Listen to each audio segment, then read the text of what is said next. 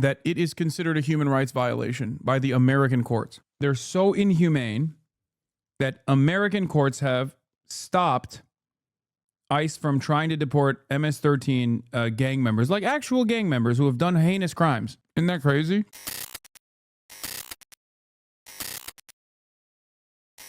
Anyway, all right, let's do Bovino.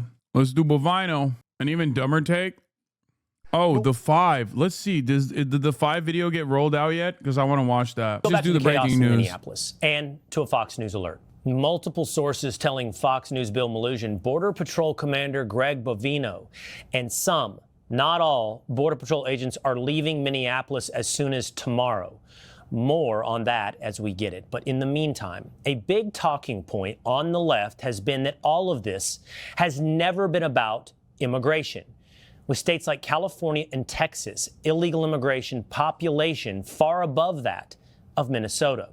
But we're digging into why this chaos is happening in Minnesota, but not other places. Governor Walz, Mayor Fry, and all Democrat leaders should turn over all criminal illegal aliens currently incarcerated in their prisons and jails to federal authorities, along with any illegal aliens with active warrants or known criminal histories for immediate deportation. If Governor Walz and Mayor Fry implement these common sense cooperative measures that I will add have already been implemented in nearly every single other state across the country, Customs and Border Patrol will not be needed to support ICE on the ground in Minnesota. ICE and local law enforcement can peacefully work together, as they are effectively doing in so many other states and jurisdictions. The numbers back that up when it comes to states working with the feds. A recent report shows Texas and Florida are the top 2 states for ICE arrests. Is that because those areas cooperate with the federal government on enforcement? Joining me now, former acting ICE director Jonathan Fahey. Jonathan, let's just clarify the talking point and the reality. The talking point is that all of this is going on in Minnesota for political reasons, and that they're not concentrating resources, DHS, into places like Texas and Florida where there are more illegal immigrants. But the stats show, in fact, there are more arrests happening in Texas and Florida. So why don't the streets look like they do in Minnesota? Yeah, exactly. They've had 40,000 people arrested and deported from Florida. And it is all political, but not the way they're making it seem. It's political because of people like Fry and Walz insisting on these sanctuary cities doing everything they can to thwart ICE and make their job harder, thereby inviting more ICE agents in. So, yes, it's political, but on their part, and they want this fight. And your earlier conversation with Julian was just spot on about democracy. Our democracy can't work if laws are not enforced. But remember what Minnesota is doing. The most important part of the Democrats' open border scheme is to. Yeah, that's why it's a major problem that there's an unaccountable enemy foreign force engaging in a domestic occupation. Yeah, exactly. Keep the illegal aliens here for electoral reasons. That's all this is about. They don't care about keeping ICE out. They care about keeping illegal aliens here. And that's what it's about, but it's politics, but on the other side. The mechanical detail that makes the numbers disproportionate in terms of presence on the streets of Minneapolis versus, say, the streets of Dallas is that if a locality honors an ICE detainer, then it only takes one ICE agent to pick up a criminal illegal alien from a jail. But if you, like they do with under Jacob Fry in Minneapolis, release the criminal back onto the streets, now it takes a team to go get that guy on the streets. But I do want to ask you about this breaking news, Jonathan. Greg Bovino and some Border Patrol might be leaving Minneapolis as soon as tomorrow.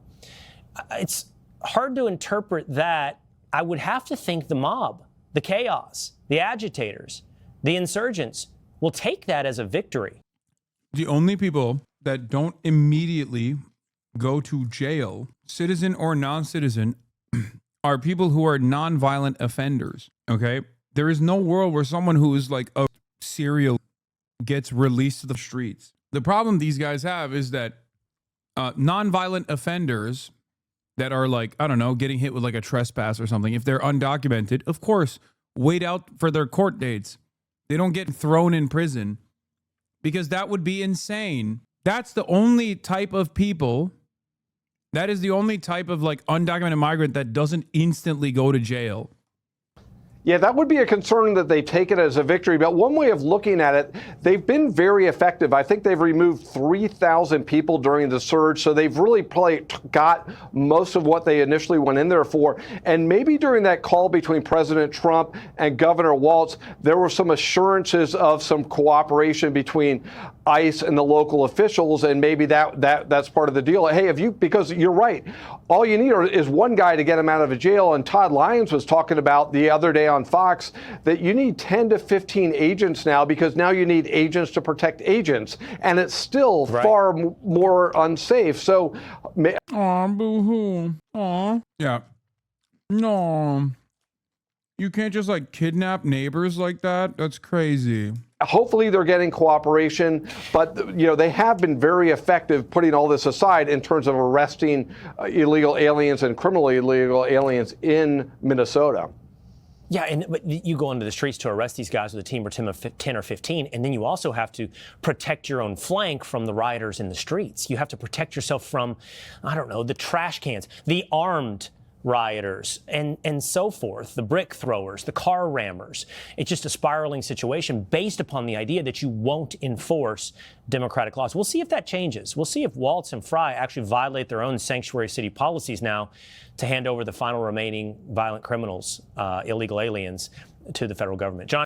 That's a lie. There is no violent criminal. There is no violent criminal that's not deportable. There is no violent criminal undocumented migrant that the Department of Corrections in the state of Minnesota will not release. The only time where they refuse to release it is if a court will literally say the place that you're releasing them to is CCOT, which is the only other prison system in the United States of America that is worse than the American prison system, and therefore this would be a violation of this prisoner's human rights. For those of you who don't know ball, let me explain something to you. Norway, for example, has a de facto non-extradition policy to the United States of America. Now, of course, Norway is a cooperative nation. Why would they not extradite prisoners to the United States of America? The reason for why is because Norwegian courts have found out that the conditions in American prisons are so horrible that it would be a human rights violation if you were to send a prisoner that has done a crime in Norway back to the United States of America to carry out the rest of their sentence in an American prison. The only other place on the planet that American judges so far have refused to send American prisoners to, undocumented migrant prisoners to, is CCOT. I know for a fact, I know there are immigration attorneys who have been able to successfully stop and process for MS-13 gang members, like actual MS-13 gang members who are undocumented migrants who are obviously serving their prison sentence in the United States of America. And they have been able to successfully stop deportation proceedings because the courts realize, or the courts acknowledge, that the conditions in CCOT are so subpar that it is considered a human rights violation by the American courts. They're so inhumane that American courts have stopped ICE from trying to deport MS-13 gang members, like actual gang members who have done heinous crimes. Isn't that crazy? So, with the exception of like a lone judge that's somewhat woke, you are not going to have a system where like the Department of Corrections will still hand over prisoners regardless. Okay? The Department of Corrections will hand over prisoners regardless to ICE. They will always do it. All right, we go back to the case. Anyway. We have got children in Minnesota hiding in their houses, afraid to go outside. Many of us grew up reading that story of Anne Frank. Somebody's going to write that children's story about Minnesota. And if you're like me, you probably watched a video of Alex Preddy and thought to yourself, oh, I can't wait. Yep, right on cue. There is no institution that is tasked with basically explaining some of the worst atrocities that is as hollowed out and simply uses the atrocities that it's supposed to describe to people as a warning to constantly chirp about their own personal feelings. Okay? I cannot believe how openly depraved the United States Memorial Museum is when it comes to defending Israel and when it comes to like using Anne Frank as an analogy or anything that like compares what's going on right now to Nazi Germany. It is absolutely institutionally rotten for the 1,000th time solely because she was Jewish is incoherent. Nazism, otherwise Jews, is a part of a fascist state project. Drawing political lessons from the Shoah and insisting upon its relevance today is essential to understanding history and acting responsibly within it. Anne Frank was targeted solely because she was Jewish. Leaders making false equivalencies to her experience for political purposes is never acceptable. All you're saying in this situation is Anne Frank, even though the administration at the time did not consider Anne Frank to be, a citizen and was her Jewish background, you think it was fucked up that what happened to Anne Frank was fucked up, but you don't think it's fucked up what the government is doing right now. That's it. It's just disgusting. This kind of like Holocaust gatekeeping is insane to me. Like it is, and these institutions have done it so frequently post October 7, especially as it pertains to Israel. They always used to do it. Norm Finkelstein wrote a whole fucking book on it. But it's crazy that they just keep doing it over and over again. I mean, it's just so offensive. It's so gross. You're a fucking straight up freak. It's ironic because the tools that are being used here were also identical. The Nuremberg race laws declared it, made it so that like Jews were not considered citizens anymore. They became non-citizens. That's the whole point. Is the fact that the Gestapo was arresting German citizens, of course, who the Nazis decided were no longer worthy of rights due to their ethnicity, not people who committed a crime entering Germany illegally and then more crimes once they were inside. Let's be clear, when they call ICE the Gestapo, they're calling Americans Nazis. After all, ICE carrying out mass deportations is what the majority voted for. And sorry, but this doesn't make them racists. It makes them patriots. To allow people to stay who came illegally is to... Yeah, it's true. I mean, she's also a Nazi. But yeah, it's so funny, dude. Yeah, no, Hitler was a patriot, right? Is that what your argument is? I guess these guys just don't understand that, like, that was the argument at the fucking time, dumbass. How do you not even understand the history of the Holocaust? You're constantly using it as a fucking weapon. You might as well actually learn about it. What, you think Adolf Hitler was like, oh, I'm so evil, yeah, Jews are so good, and that's why I want to be evil, and puts them in a concentration camp. No, he was literally making an argument as to why they are a parasitic force, for example. Does that come across as familiar to you? Saying Jews are parasitic, saying Jews are constantly doing crimes? Does that come across as remotely similar to something that you are defending currently? That patriotic Germans have to do what's right and report their illegal neighbors. Like, these guys are so fucking stupid when they talk about this stuff, like as though, I guess like the way it's taught in America is that like Hitler is an evil guy. And of course, as an evil guy, he went around saying, I'm an evil guy. And then he pressed the Holocaust button.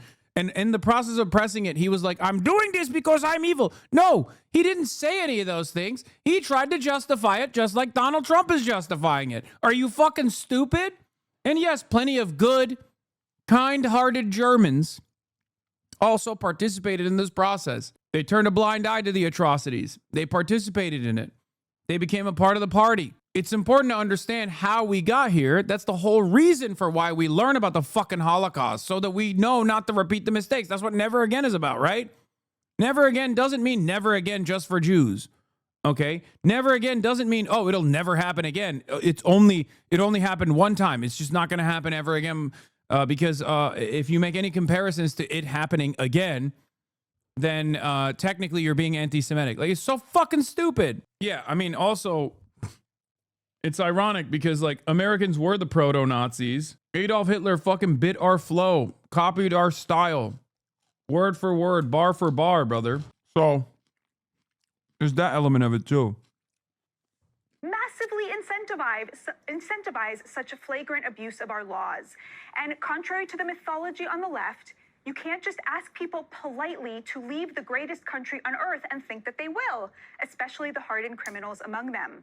Lost in the analogy is the fact that the Gestapo was arresting German citizens, of course, who the Nazis decided were no longer worthy of rights due to their ethnicity, not people who committed a crime entering Germany illegally. Jews were literally not citizens by the point of the Gestapo rounding them up.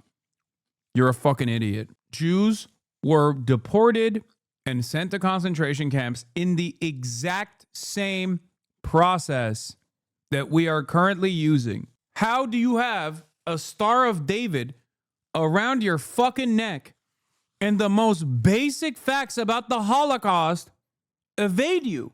How is that possible? It's quite literally the same mechanism.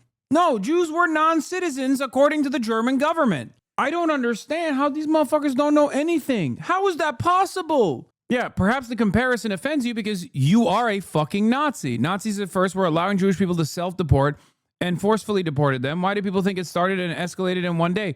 That's why I said they literally treat this as like Hitler being like, I'm evil and the Jews are good, and that's why I'm deporting all the Jews and not even deporting them. I'm doing the Holocaust. Like, and then he hit the Holocaust button and he kept spamming it. Like, that's how it happened. It was one day, overnight. Like, this was not a fucking buildup where the Nazis were like defending why they were doing this, why this must be done over and over again. Oh, Never Again. It's just about Jewish people. It comes from a 20s poem. Never Again Shall Masada Fall. And it was popularized by Meir Kahan in his book, Never Again, a program. No, the Holocaust Museum has been using Never Again to mean never again for everyone. Yes, Meir Kahan said never again just for Jews, but never again in popular culture is broadly known as no more genocide, never again a genocide. I know that Meir Kahan uses it never again just for Jews, but that's not the actual fucking popular sentiment, or at least it wasn't until recently. Anyway, why is there no new updates on this shit? Let's go to CNN to see if they're covering it. Yes, I know Bovino got fired. I want someone to be reporting on it so I can cover it. It is very disturbing, but there's something important in here that I want you to be able to respond to. These are two eyewitnesses talking about what they saw.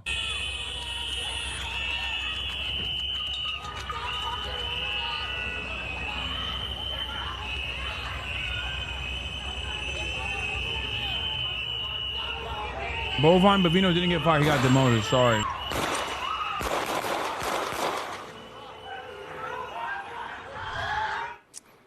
So, Dustin, as you heard those shots, I can't imagine sort of the shock that you may have gone into in that instant.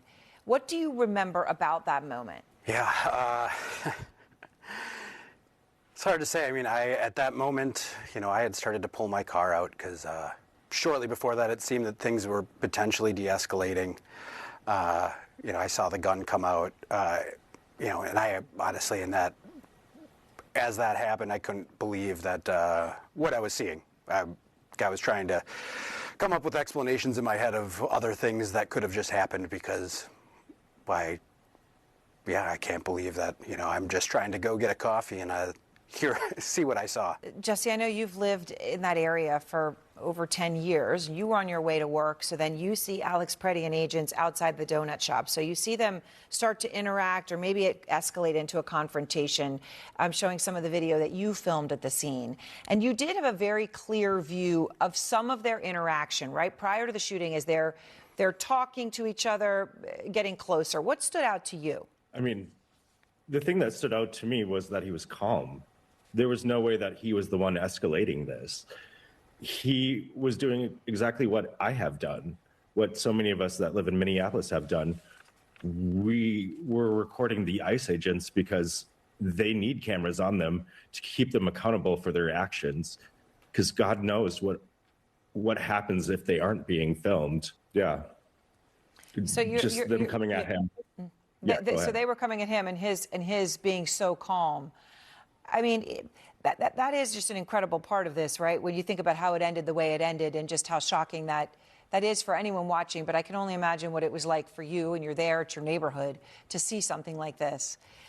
Dustin, in your video, there is another moment, and people have been talking about this in your video. So I want to just pull this up.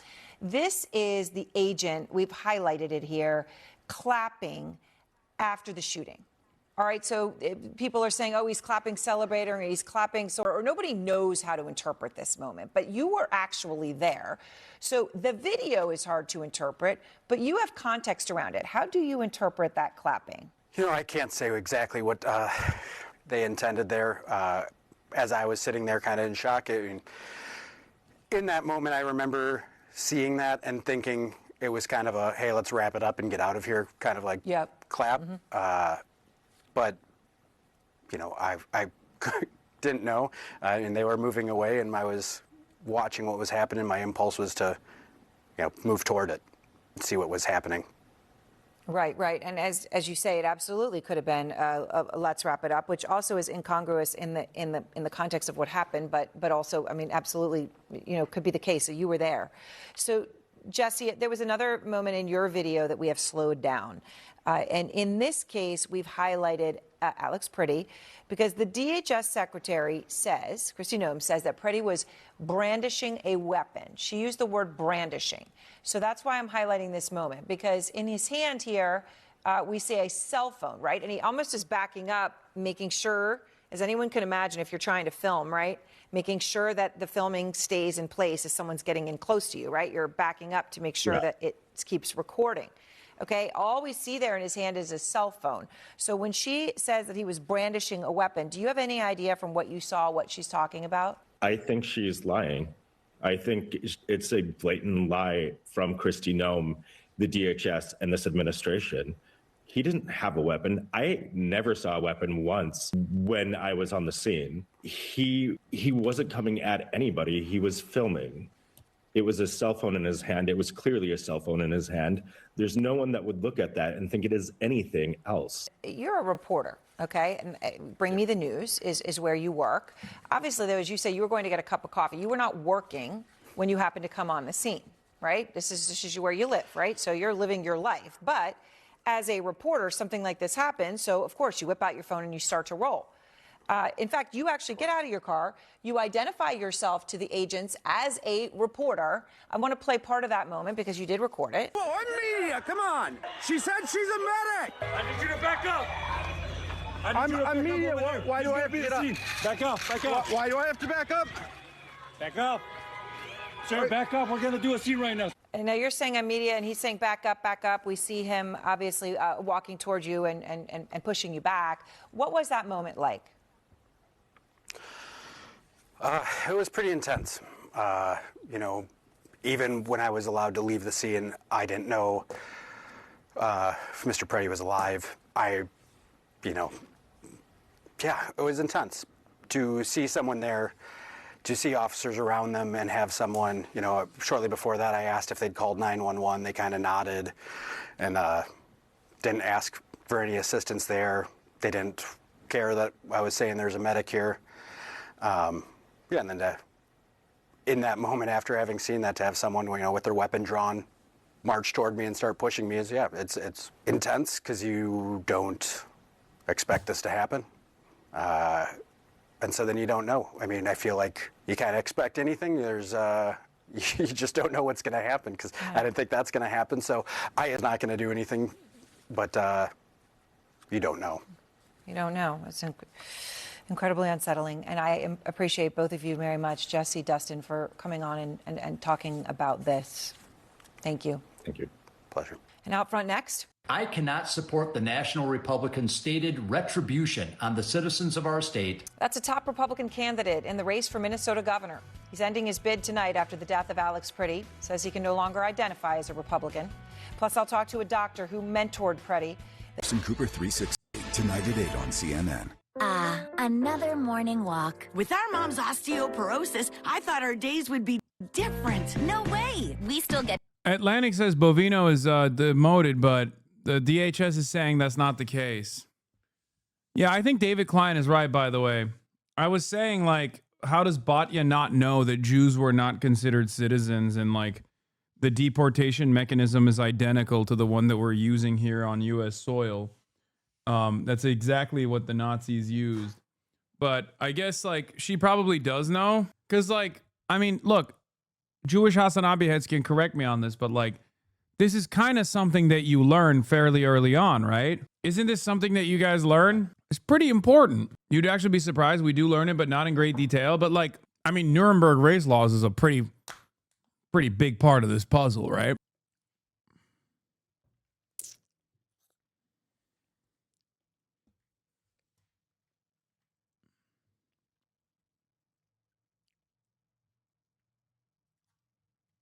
So I suspect that this would be a part of the education, part of the Holocaust education.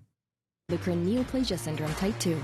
Tell your doctor if Not, I went to JCC Jewish Community Center growing up. Even before elementary school, we were taught a lot of this. Yeah, that's what I thought. It is utterly depraved to look at exactly what the fucking Nazis did. And then, like, look at the situation where, like, the current American government is doing exactly what the Nazis did. And then you have this, like, institution that's supposed to, the institution that's tasked with, like, educating people about the crimes of the Nazis, turn around and be like, how dare you make this comparison? You're a fucking bitch, dude. Seriously. Fuck the U.S. Holocaust Memorial Foundation. I cannot fucking believe it. What an insane moment of moral bankruptcy. The entire purpose of your fucking existence is to educate people on the crimes of the Nazis so that we never repeat them. You are literally going against your primary sole reason for existing when you do that. Actually crazy. You are such, I mean, you're just a fucking fascist monster, dude. Fuck. Yeah, Bovine Barry is also probably leaving CBS, but I don't think so. 10 people familiar with the workings of CBS News say Paramount Skydance unit is veering towards dysfunction with a management team led by Barry Weiss that doesn't value the standards held by veteran journalists, and a staff that views editor-in-chief and her handpicked senior staff with great skepticism, owing to her lack of experience in managing mainstream media assets. But yeah, at least there's a big W. Shout out to the brave protesters over in Minnesota for actually going out there and doing the right thing, protecting your neighbors, putting your body on the line, and woke gets another fucking Pyrrhic victory, I guess. Or is it Pyrrhic? Pyrrhic? I don't know how you spell it. I don't know how you say it. I've only read the word. I always say Pyrrhic, and I don't think there's an H there, so it's probably Pyrrhic. You got it right the first time. Thank you. I'm fucking brilliant like that. You already know what it is. More reporting on it now. I mean, this is from the Atlantic, so I don't know. Breaking, the Border Patrol's Greg Bovino Barry, or Bovino, Bovine Bovino, sorry. I keep mixing up my bovines, because Bovine Barry is Barry Weiss. That's a different bovine. The Border Patrol's Greg Bovine Bovino has been ousted from his role of commander at large, and Kirsty Noem and Corey Lewandowski could be next to lose their jobs. Sources tell Nick Miroff. This is probably a leak, okay? Greg Bovine Bovino has been removed from his role as Border Patrol commander at large and will return to his former job in El Centro, California, where he is expected to retire soon, according to a DHS official and 2 people with knowledge of the change. Bovine's sudden demotion is the clearest sign yet that the Trump administration is reconsidering its most aggressive tactics after killing Saturday of 37-year-old Alex Preddy by Border Patrol agents under Bovino's command. It's not enough that he fucking gets to peacefully retire. Okay? It's not enough that he gets to peacefully retire. He must be punished. That manlet has to go to prison. Here's the denial of it. Tricia McLaughlin. Chief Gregory Bovine Bovino has not been relieved of his duties, as press sec stated from the White House podium. Commander operations at large, the key part of the president's team and a great American. It is pretty funny that they say he's the commander at large, because I don't think he is at large at all. He is not large, and he is certainly not in charge. They should be calling him commander at small.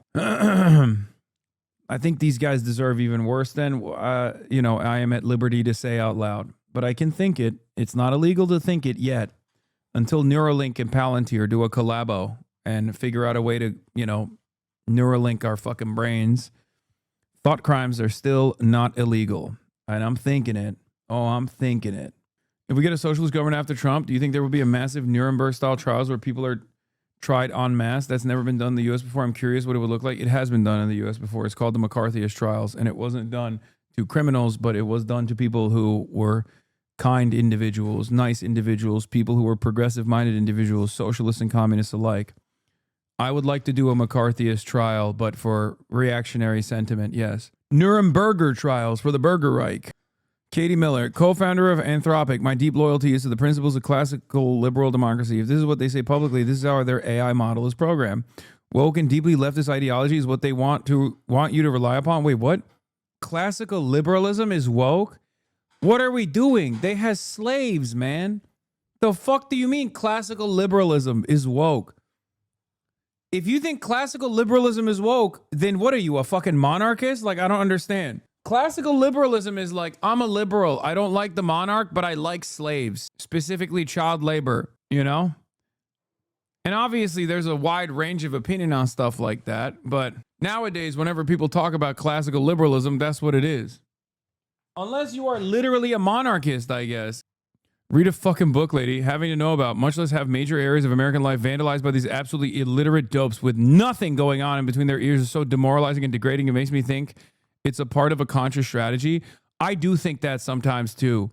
I also, dude, 100% I agree with Will on this. There are so many instances where I feel like when I see like Republicans behave in this like incredibly, unimaginably stupid fashion, where it almost feels like they're wearing it as a badge of honor. Like, oh, I'm stupid and there's nothing you can do about it because the stupids are running the fucking show.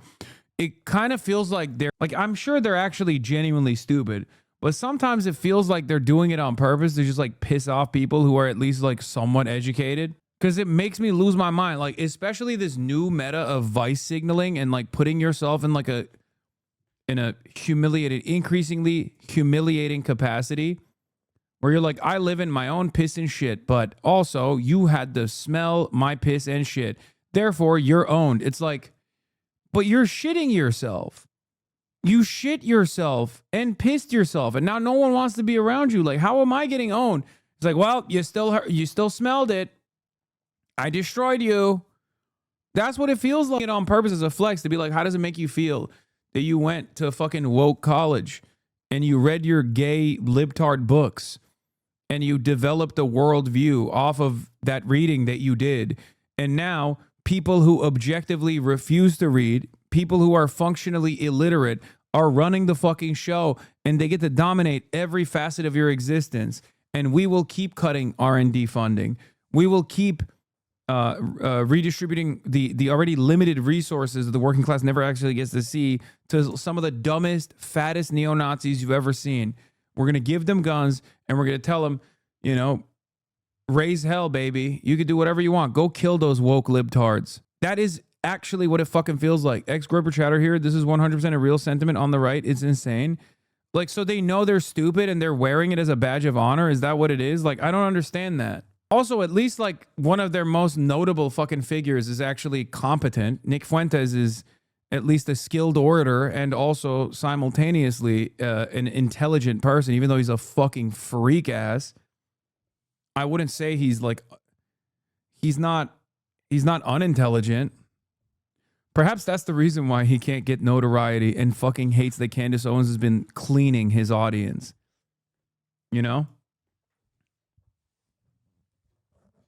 Like, that's why he was seething when Candace Owens was eating into his audience. They were like, wow, you guys are not doing anti-Semitism the right way. Famous Cornell study, stupid people are too stupid to be able to tell that they are stupid. I mean, Dunning-Kruger, right?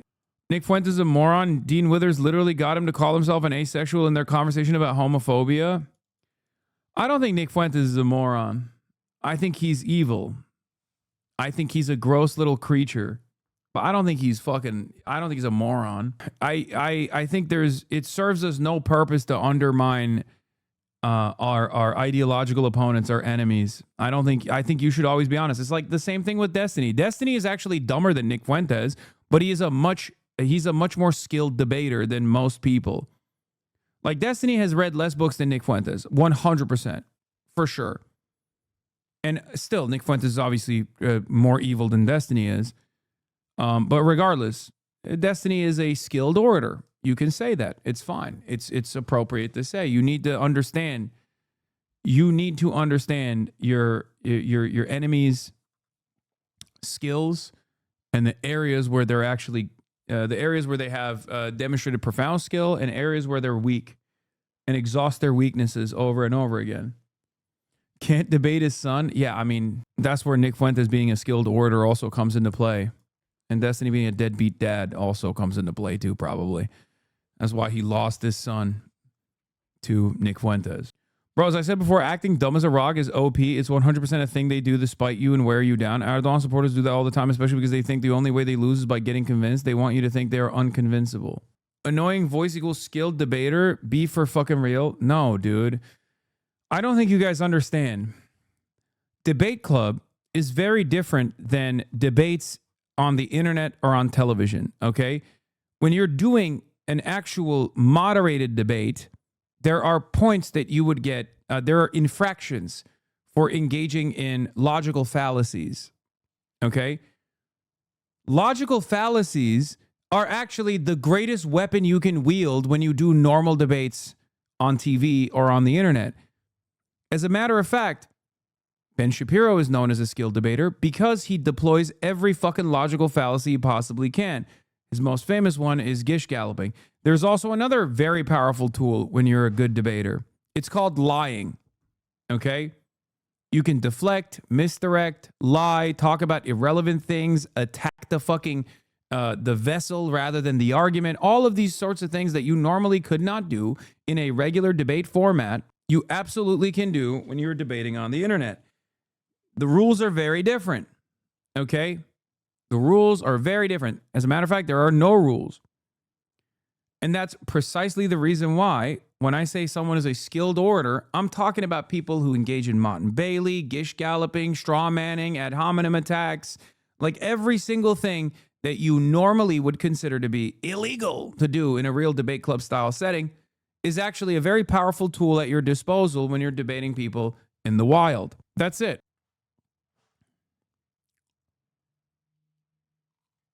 A lot of people fundamentally don't understand what debates are about. They think debates are about like, two skilled interlocutors facing off one another in the marketplace of ideas where the best ideas thrive. And the example I've used for years and years the example I use for a decade almost at this point is that if Ben Shapiro, who is a somewhat skilled orator, a good debater, if you will, faced off against a shy, maybe neuroatypical climate scientist, in spite of the fact that the climate scientist is obviously much more knowledgeable about the scientific consensus around anthropogenic climate change, Ben Shapiro would look like he defeated that person. Would Ben Shapiro be right? No. Ben Shapiro would seem right. Because that's what debates are about. Neurodivergent climate scientist, why you calling me out, bro? I mean, you know what I mean. Like, Bill Nye is not he's not like the best scientist or anything. He's just the best science communicator, right? That's a whole different set of skill that you need to craft. Why is the public debate format held in such high regard in the West? It sucks so much because it's fucking ritual. It's the ritual of it all. It's blood sport. It's blood sport. It's entertainment. It's entertainment that makes you think you're intelligent because it's entertainment that's basically teaching you. It's entertainment that's basically teaching you or makes you feel like you're learning the talking points. And in some instances, to now be sidelined in Minneapolis, where again he was a key player in the crackdown on cities and had been for over the course of the last year. Aaron. All right, Priscilla, thank you very much. And obviously a very significant development. They can mince words and dance around words all they want, but obviously this is important. Also tonight, remembering Alex Pretty, now joining me is Dr. Asma Shakit, who mentored and worked with Alex at the Minneapolis VA. And Dr. Shakit, as I said, I'm very glad to see you, although I'm sorry for these circumstances that we're talking under. You worked with Alex for 6 years, right? So you knew him well, and you would have worked in, incredibly difficult and exhausting situations where you really know a person and you really see a person for who they are. So when you are on Saturday morning going about your life, getting ready for a storm, and you see this happen in Minneapolis, and then you see it's Alex Pretty, what in the world did you think? It was complete disbelief and utter shock. I couldn't believe that this was our Alex, the Alex we knew. And the way I found out is through a group text, which Alex is on. And it's our research group that always, used to text on the same group.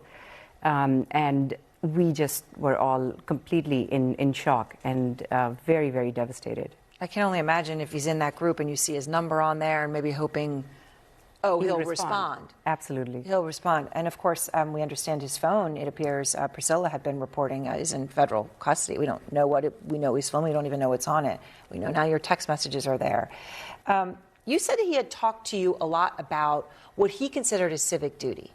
And I'm automatically going to think that people like you and like he who are dedicating yourselves and working in a place like a veterans hospital, right? I mean, people who walk the walk. Does it surprise you at all that he was protesting ICE, right? That he was out also doing that? Yeah, knowing what I know of Alex, it does not surprise me at all that he was part of a peaceful process. He was all about being a good citizen, standing up for your neighbors, your community, and standing up for what he believed was unjust or unfair. And so the fact that he was at a peaceful protest does not at all surprise me. That would be very much Alex. And it's interesting. The Washington Post, they had a friend of his who had said that he had been going to some of these to try to help people if anybody was injured, right? That he was using his medical skills. The families of one of the patients at the VA shared a video, and they showed Preddy honoring that veteran's service. And I wanted to play a part of that for you.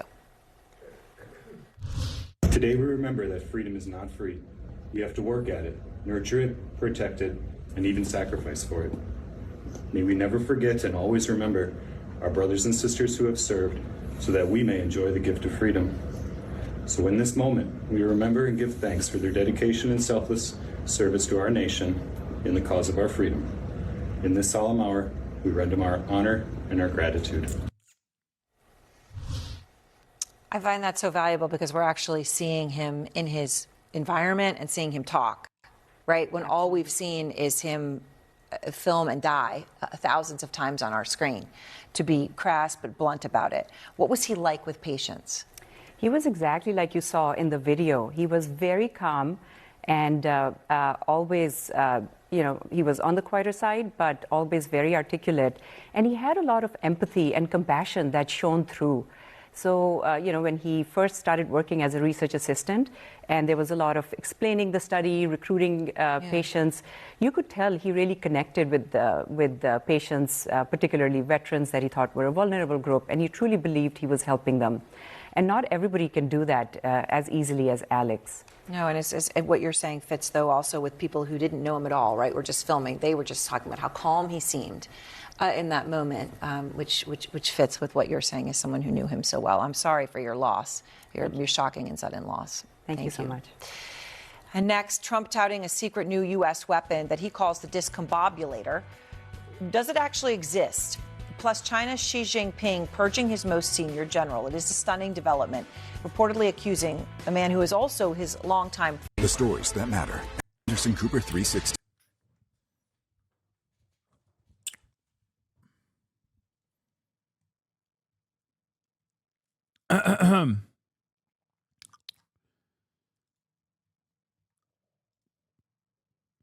Let's see what Abdul is saying. So why the fuck is my government killing people with my tax dollars in my name? I was in Minneapolis last Monday, and I remember hearing the jarring sounds of whistles that you hear at soccer practice on every corner. It's become the sound of an imminent ICE raid. That's what it sounds like when your government occupies the city in your country instead of funding your health care. Now, it's not lost on me that Alex Preddy was a nurse who worked at the VA, a VA that has been massively underfunded. And if that's not a metaphor for how our country is working under Donald Trump, I don't know what is. You've got literally somebody who's spending his life taking care. The discombobulator thing is so fucking stupid, dude. I don't know what the hell. I feel like it's fake. I have no opinion. I have no opinion on that. Of veterans in an institution that exists to take care of people who served their country that is being underfunded, and instead you've got ICE, an agency that is being funded to the tune of $185 billion, that killed him because he was willing to videotape them, because we have First Amendment rights in this country. I've been very clear, we've got to abolish ICE, because if we believe in our Constitution, ICE is everything the Constitution was intended to protect you from. This can't be... Brandon Johnson had said something about ICE. I forgot what he said. He said abolish it. Because he's not a pussy. Yeah. Yep. That easy, gang. Zoran Mamdani said abolish it because he's not a pussy. Not a pussy. Yep. Yeah. Zoran That's my sat right there and line. said You that. niggas don't say it. You're a pussy. You're a pussy. You're a pussy. Straight All like right, that. cool. It's straight like that because what are we doing at this point? Yeah, Stop it. This yeah. this was created for a purpose, the purpose that is not serving right now. And if your foreign policy ambitions match up with where we should be domestically, you'd make that call: abolish ICE, end the wars, and the. Fuck you. Trump just showed off the discombobulator. Beauty begins the moment you decide to be yourself. Coco Chanel. Why are you doing this? Yeah. Laura Loomer, she's a free spirit. We used her as a discombobulator. Everyone was discombobulated. Discombobulated! Laura Loomer. She's so loopy and so loomy. She looms. What Abdul's opponent said, if you didn't see. Many of you, I am horrified and heartbroken watching video after video, and the more that we learn about the murder of Alex Preety in Minnesota, the clearer it is that this is an agency gone completely rogue. Bye-bye. ICE is invading our communities with masked agents, terrorizing our communities, often without the support of local law enforcement and local leaders. It needs a complete overhaul. So on the state level, my colleagues so far have introduced legislation to prohibit ICE agents from Complete overhaul, you say? Huh. I think cops need a complete overhaul. I think local policing needs a complete overhaul. I don't think ICE needs a complete overhaul. I think ICE needs prosecutions, and ICE needs not reform, but abolition. Okay? Because this is like, I say it's a rogue correct. It's technically not correct to call this a rogue agency because they are operating at the direction of the government. They're doing exactly what this agency was tasked to do. Trump is just taking it to its logical limit. She takes money from Israel? No, I know. I know she does. Wearing masks, require identification to protect sensitive locations like schools and churches. Not as much and as given the recent Haley news out of the Trump Stevens, administration, we must also reaffirm Michiganders' rights to safety and security in your home and prohibit warrantless home entry. Now, on the federal level, Republicans and Democrats alike should come together and deny DHS 1 penny more until complete overhaul and accountability of this agency, and that includes the following. Number one, fire any of the agents hired over the last year into this agency who do not meet the most basic requirements of what we expect out of any of our law enforcement officers. We need clear identification, prohibition of masks, and accountability across the board. ICE must prioritize danger. The irony is, if you come to the table with abolish ICE, then you could get these provisions, even though these provisions are not enough. If you come to the table with, we're going to fucking prosecute ICE, then you can maybe even abolish ICE. If you come to the table with, we're going to do firing squads on ICE, then you can get prosecute ICE. But if you come to the table with this compromise position, you're not going to get the fucking compromise you were looking for at all.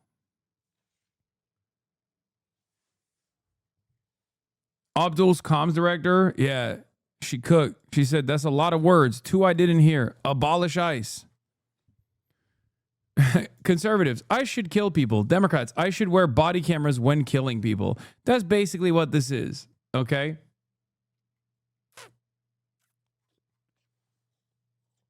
There's never been a moment in the history of contemporary politics where the Republican Party has come to the table pre-compromised.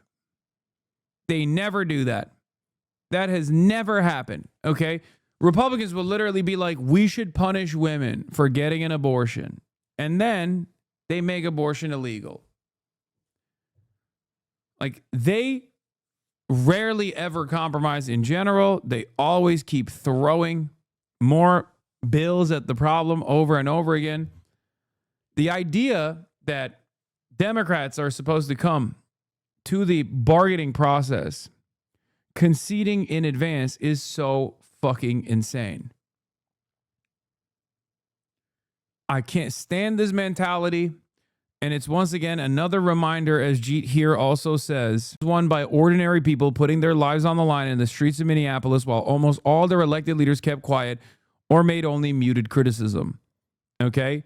This scale back of ICE activities, this siege against the Twin Cities, against Minnesota, is going to end. And it is only going to end because the people got together and they resisted. Actually resisted. Not like fucking wear the pussy hats and say we're going to vote them out. Like actually straight up said, fuck it. We're going to take our cars and we're going to drive our cars around. Shit that a competent local administrator would get the police on board with, okay? Dude, you can't just say his name like that, Lamau. I can, because that's his fucking name. I'm sorry that a bunch of neo-Nazis have decided to use his name as a slur. Like, that's insane. That's his fucking name, brother. What are you talking about? And I've been saying his name for years, and I will continue to say his name. I think it's insane. That's my name, too. It's fucked. GD. Yeah. What am I supposed to do? Even as the Trump administration murders Minnesotans in the streets, they can't help but attack our state on other fronts. The press releases from today. U.S. Department of Education and Health and Human Services refer Minnesota case to U.S. Department of Justice for Title IX non-compliance. That's awesome.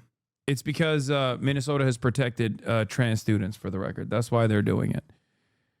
God, this administration is so ass. Criminals, not going after American citizens, not going after anybody without a criminal conviction. This is the priority of this agency, keeping our communities safe, not terrorizing our communities.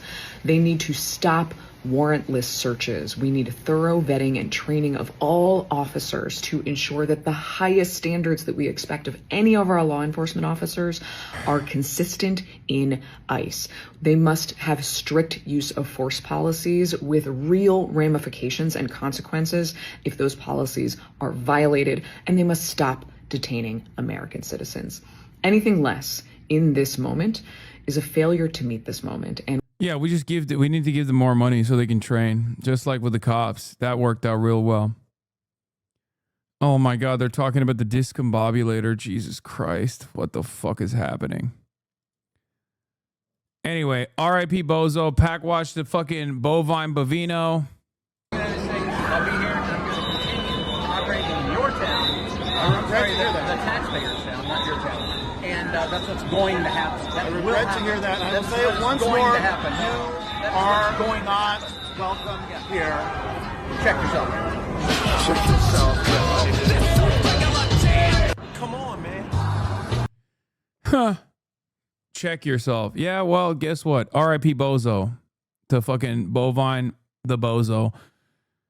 President Trump on a phone call with Minneapolis Mayor Jacob Frey. I just had a very good telephone conversation with Mayor Jacob Frey of Minneapolis. Lots of progress is being made. Tom Homan will be meeting with him tomorrow in order to continue the discussion. Thank you for your attention to this matter. President Donald J. Trump.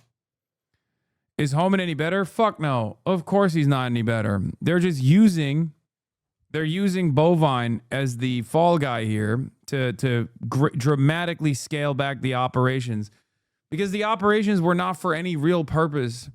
Brother, Minnesota as a state doesn't have a super high density of undocumented migrants, okay? Like, even the people that they were targeting, I kept repeating over and over again, 95% of Somalis living on U.S. soil are American citizens. They're not even like immigrants, okay? They're American citizens. Okay, 60%, 65% of them are natural born. They're second gen. It's so fucking stupid. What kind of, immigrant proceedings, what kind of immigration laws are they violating? They're fucking American citizens. You're so stupid. That's why I kept repeating over and over again. It had nothing to do with the actual immigration, anti-immigration activities or that jurisdiction at all. Gavin Newsom, Dad, how young? Magadad defends arresting a toddler. Okay, I'm gonna skip these. Now back to the breaking news out of Minnesota. So multiple federal sources are telling Fox News that Border Patrol Commander Gregory Bovino and some of his agents are going to leave Minneapolis as soon as tomorrow. This is Tom Homan makes his way to the state. That was the president earlier today. telling everybody that he was going to send Tom Homan there. Also, President Trump had a phone call today with Minnesota Governor Tim Walz, calling on the governor to hand over all the criminal illegal aliens. But Walz claims his state honors all immigration detainers. Here's Caroline Levitt. She was in the briefing room. This tragedy occurred as a result of a deliberate and hostile resistance by Democrat leaders in Minnesota. Governor Walz and Mayor Frey have shamefully blocked local and state police from cooperating with ICE, actively inhibiting efforts to arrest violent criminals. They have also used their platforms to encourage left-wing agitators to stalk, record, confront, and obstruct federal officers who were just trying to lawfully perform their duties. This is precisely what unfolded in Minneapolis on Saturday morning. Obstructing federal law enforcement and inciting violence against officers is wrong and illegal. Just yesterday, Governor Walz compared immigration enforcement in Minnesota to the Holocaust. We have got children in Minnesota hiding in their houses, afraid to go outside. Many of us grew up reading that story of Anne Frank. Somebody's going to write that children's story about Minnesota.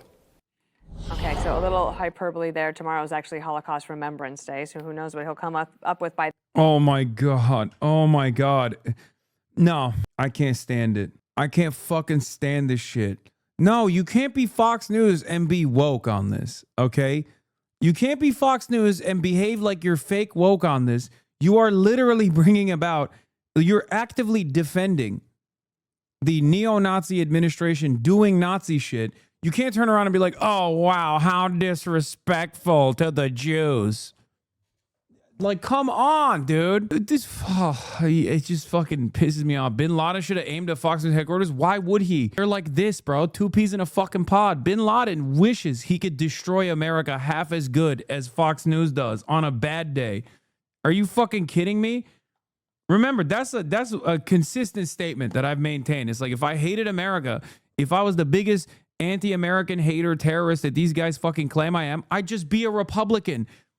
Why would I be anything else? I would just be a Republican. I'd be like, yeah, hell yeah, more tax cuts for the wealthy, please. Oh, white people are under attack. Let's fucking go and do a domestic occupation on a blue city. But Jesse, the president also put out a Truth Social statement saying that they had a good call and that they have some sort of way forward, hopefully, and maybe the Border Patrol leaving, if that happens to turn out to be the case, maybe that's one of the steps forward.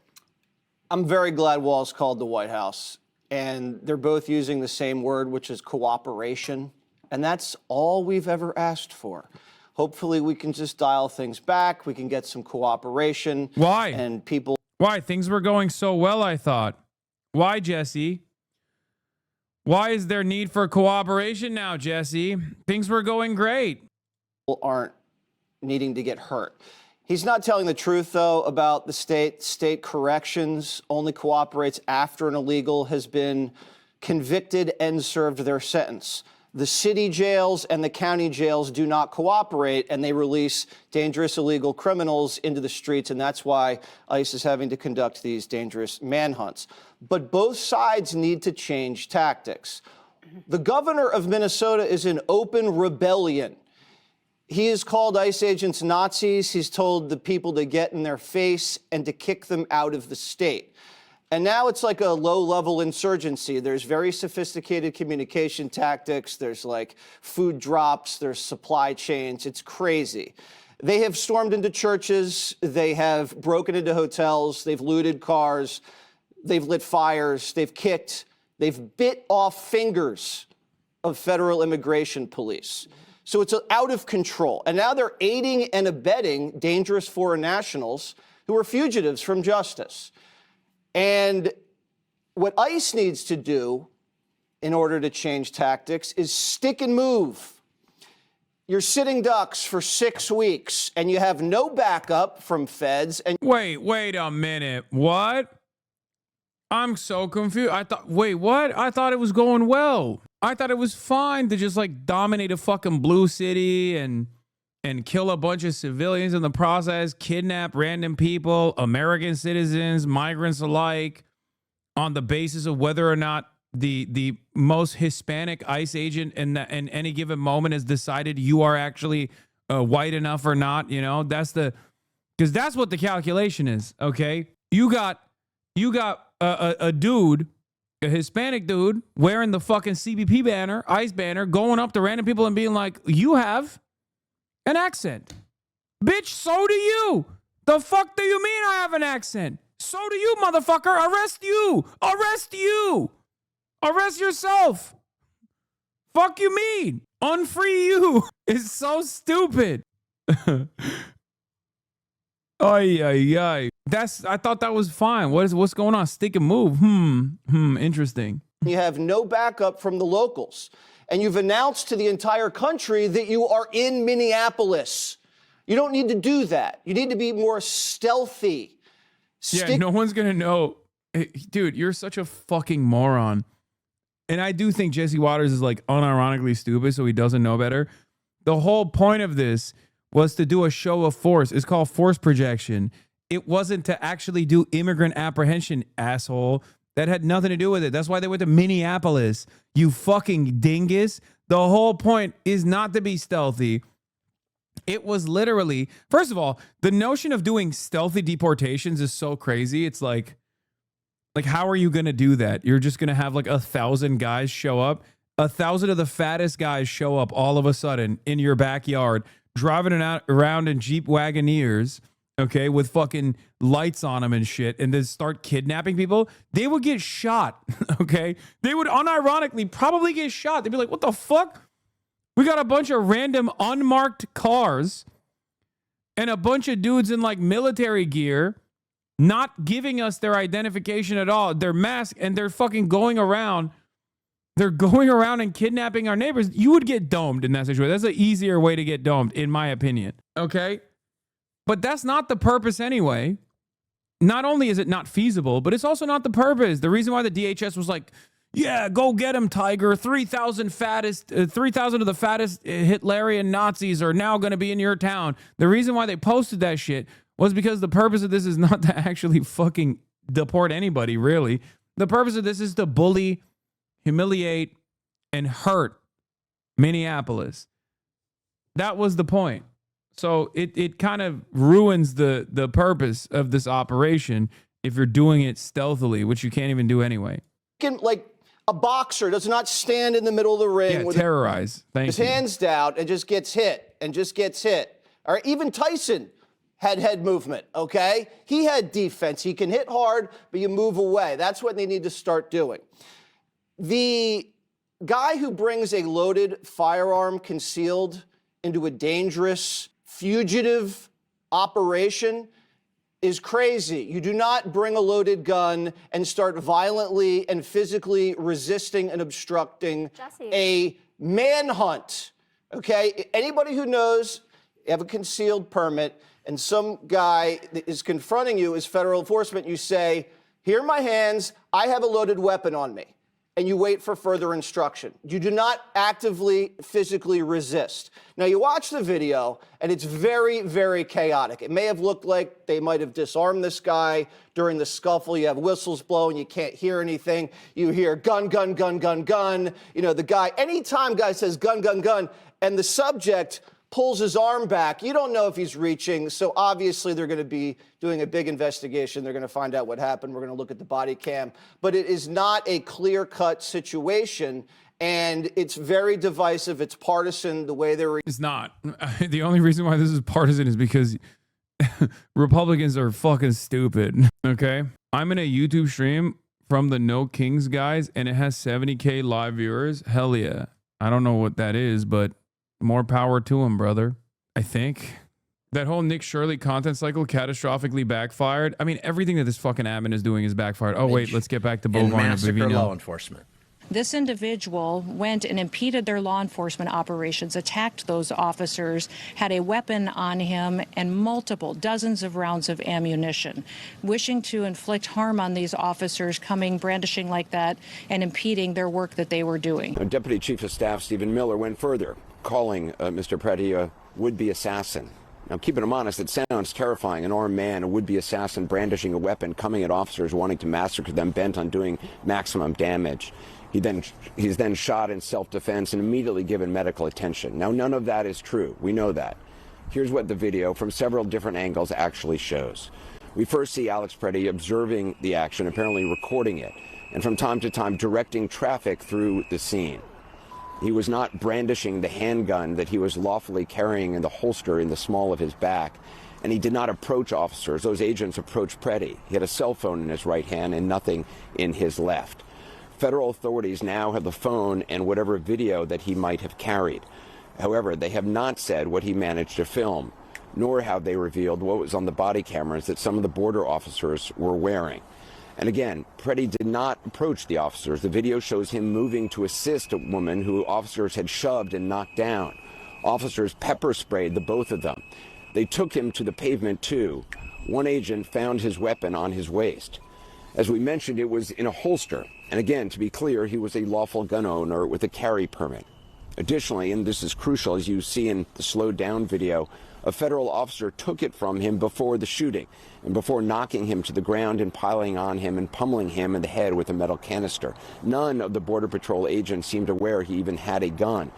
And then in the space of about 5 seconds, two agents fired 10 shots, killing him. At one point, for some reason, you see one of the officers clapping several times. We've circled that in the video. I cannot believe that people like genuinely looked at this and still try to defend this as anything but a fucking execution, man.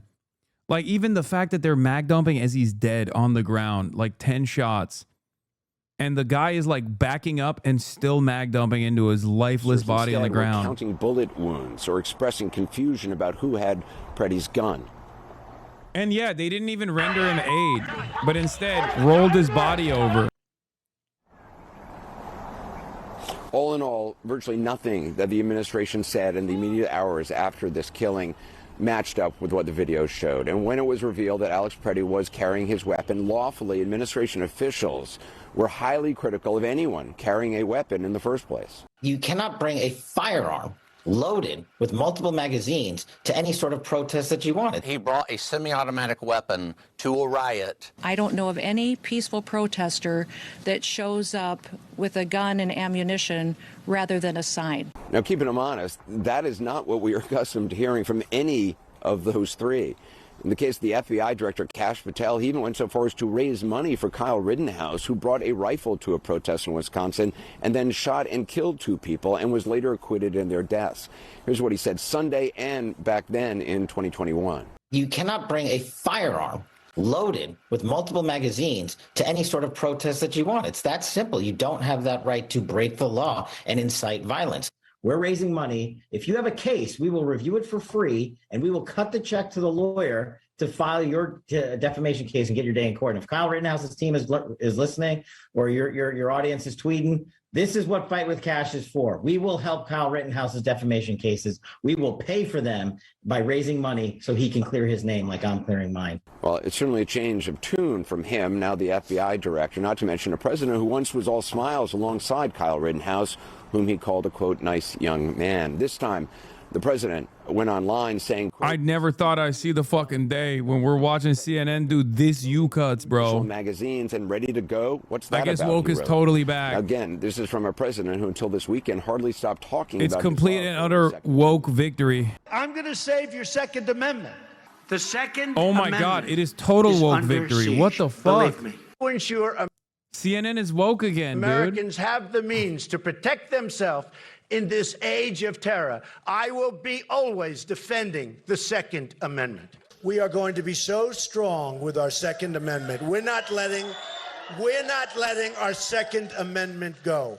If the left gains power, they will demolish the suburbs, confiscate your guns, and appoint justices who will wipe away your Second Amendment and other constitutional freedoms. The president has always also made it clear he's always going to protect the constitutional right, the Second Amendment constitutional right of Americans to own guns. And now he supports the Second Amendment, just not all the time, depending on who's carrying the gun and who gets killed. Alex Preddy was apparently not his kind of gun owner. He was, however, someone who served his country by caring for its wounded and badly ill veterans, by comforting them in their final hours and honoring their passing. Today we remember that freedom is not free. We have to work at it, nurture it, protect it, and even sacrifice for it. May we never forget and always remember our brothers and sisters who have served so that we may enjoy the gift of freedom. So in this moment, we remember and give thanks for their dedication and selfless service to our nation in the cause of our freedom. In this solemn hour, we render our honor and our gratitude. Joining me now is Minnesota Attorney General Keith Ellison. I appreciate you being with us here in the freezing cold. First of all, just the latest developments of, it seems, the reassignment of Mr. Bovino and the bringing in of Tom Homan. What do you make of that? Well, it sounds like they need to change template, but I can tell you that Minnesotans have had quite enough of Mr. Bovino. Glad to see him go. And the fact is that this city is outraged, is upset, is 50,000 plus marched in this freezing cold weather, 9 below, just a few days ago. The day before Mr. Pretty was shot down and killed, we marched 50,000 strong in the cold. So people are really, really upset. And I think Bovino leaving can only be a good development, and we'll hope for the best. But we're going to continue to press the claim of our state, and no matter who's there. Yeah, I mean, a federal judge said... Damn, dude. HasanAbi heads after appearing on my stream. They get around, you know what I mean? Was that for you? Not very. I didn't expect that. She said the law is unclear, and I think you guys acknowledged that in court. Well, one thing, so the circumstances are unclear. This is the largest escalation and deployment of immigration agents in the history of the country. Give you an example. I was talking to a colleague of mine today who's an AG on a border state in the South. Why are they inviting it? Why is Hasan being invited to things? Stand up to the Sinaloa cartel. They're losing ICE agents, but I can you tell should you where invite they are. me instead. I won't go, but you should invite me anyway, and you should stop inviting him. Another state, and they're here. Right, and that's remarkable, isn't it? And so. The bottom line is that I'm not disappointed about the ruling. Judge Menendez is a very careful, excellent jurist. We are hoping for a quick answer, but I'll tell you, we are under very unique circumstances, Anderson. So I'm not surprised that the judge is going to take her time. Some have said our lawsuit's novel. I don't think it's novel. It's based on very old principles of law, but it's meeting a circumstance that is very novel and very new. You also went to court to try to make sure that the evidence, whatever evidence that the federal government has, which I don't think they've even informed you about, that they preserve it. How concerned are you that they won't? I'm very concerned. Well, first of all, they locked us out of the Renee Good matter, and we denied us access to that file. And then there was another shooting in North Minneapolis of a Venezuelan man who survived. And so when this third incident occurred, we weren't trusting them. We moved Saturday night, and we're able to get a TRO, a temporary restraining order, very quickly. And so we were in court on that again today so that all parties could be heard, because the TRO is generally an ex parte matter. So I don't trust them at all, and I hope the court rules in our favor to protect this evidence. There have been some in the Department of Justice who've been critical of Minnesota officials, Minneapolis police, for losing control of the crime scene to protesters who came. I've heard from police officials who said, the federal government had control of the crime scene, refused to allow state investigators who should be investigating this in this state, and then just left. Well, I'm offended that they would try to smear local law enforcement that way. I can tell you, Brian O'Hare is our chief. He does a fine job. Sheriff Witt is our sheriff. She does a fine job. And they know how to process a crime scene. They were excluded from that crime scene. What is this? It just hit 80K? If the federal authorities want to make it up and do the right thing, they should do it. But to try to lie on local law enforcement just adds insult to injury in a state that's already been quite injured by the federal government. Do you have any confidence? I mean, what is this? No Kings? Eyes on Ice document and record? And it's all libs being like, it's all libs going, yes, general crime, general strike. We'll be able to get copies of PowerPoint. I stand with Minnesota. Can you discuss more how two-party consent applies? ICE are animals. Rest in power, Philando Castile. Dude, I'm telling you, liberal boomers are out of control. Okay? Oh, God. It's happening. It's actually happening. Liberal boomers have awakened, I think. Breached apolitical containment. Obviously, Reddit leans left more than most social media, but I've never seen anything like this in any apolitical NASCAR group anywhere. Bootleggers, not bootlickers. Fuck ICE. Yeah, the libs are now all trade unionists on their path to sock them. I don't know if first of all, you can't pull off a national general strike like that, just so you guys understand. And the fact that there was a one-day general strike that took place in Minneapolis is even crazy in and of itself. And it only happened because there was a tremendous amount of pressure from the public. I was wrong about yesterday, and I want to say sorry about being wrong. Wait, no, it's fine, dude. I remember this was the chatter who was telling me, like, why are you fucking saying Trump is caving? Or why are you, what was it? What did you say? W growth, though. I mean, you don't have to apologize for it, though. Hasan, come back to Minneapolis when it's warm? Yeah, I'll come back. Lennon was good at recognizing and seizing the moment. Need that again. I mean, I don't think our fucking material conditions are anywhere near as bad as the Russian peasantry was under Tsarist Russia. Everything that we said needed to happen for the last 8 years is happening. If the libs finally done with the establishment, we have a shot at real change. If the libs are finally done with the establishment, yeah. And by this, Michael from Pennsylvania, not from Beijing, means like the liberal voters. He doesn't mean like the Democratic Party. Just so you guys understand.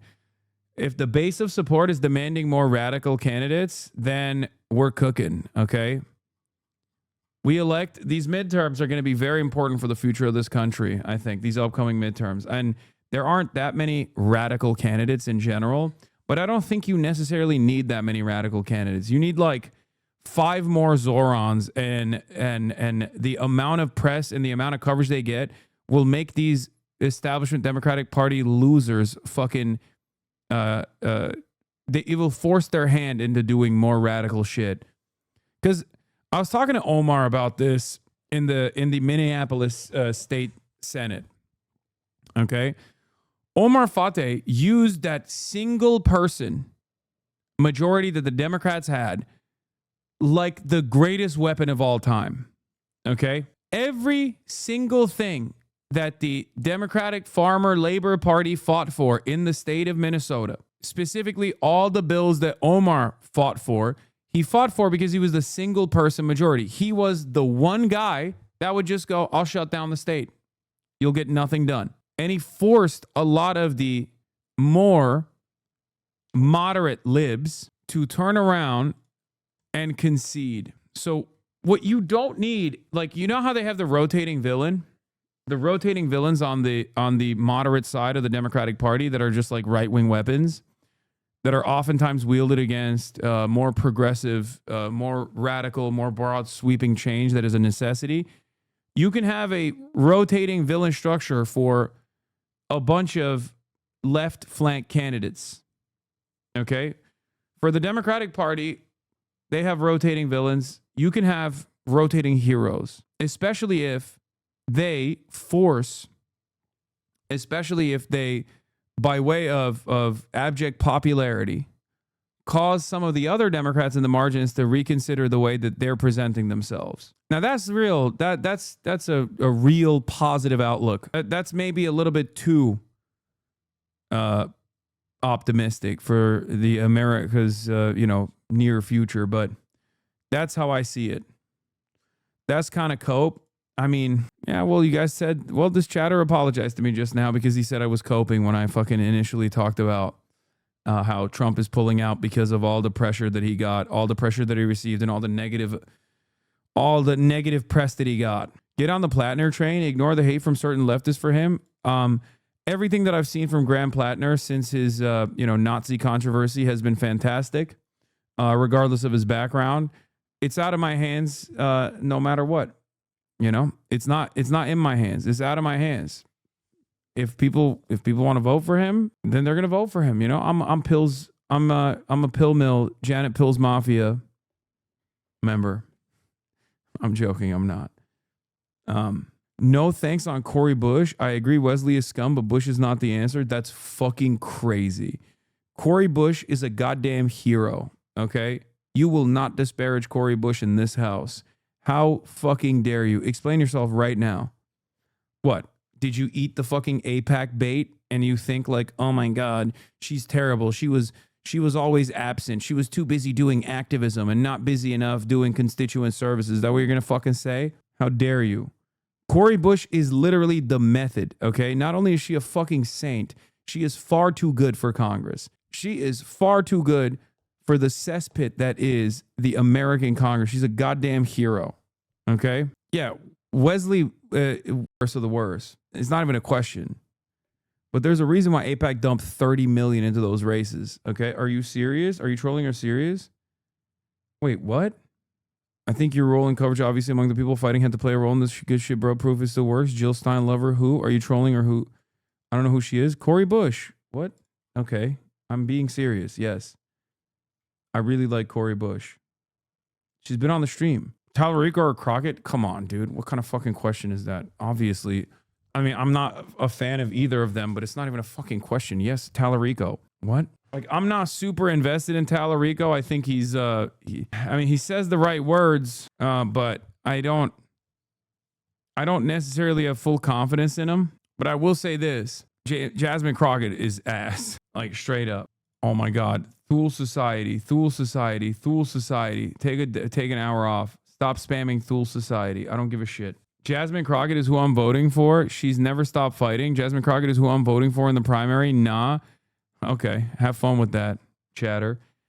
Jasmine Crockett is ass. She is pro-Israel. She's backed by cryptocurrency, which, by the way, ironically enough, is like one of the least popular institutions you can be backed by. Okay. Jasmine Crockett is literally the same old business as usual establishment Democrat, but wrapped up in a much younger, much more dynamic candidate. That's it. If you say you like Jasmine Crockett, that means you like the form, but not necessarily the function. You're getting duped. Jasmine Crockett has also said so many. Jasmine Crockett is still better than any MAGA option. Yes, of course, but that's not what we're talking about. Hello? We're not having a conversation about the MAGA option. We're having a conversation about the primaries. Okay, chatter who said you're basically a Nazi. You're a fucking freak. Calm down, okay? That person is not a Nazi. Jesus Christ, take a second off. Thank God TikTok algo is cooked because J-heads are going to cook you for that take. Yeah, there is nothing more fucking annoying than like the K-hive. It's insane to me. I don't understand how they can just like ride for such a like boring, motionless, uncharismatic candidate. And I don't mean Jasmine Crockett. I mean K-hive in general. And now the K-hive is now J-hive for Jasmine.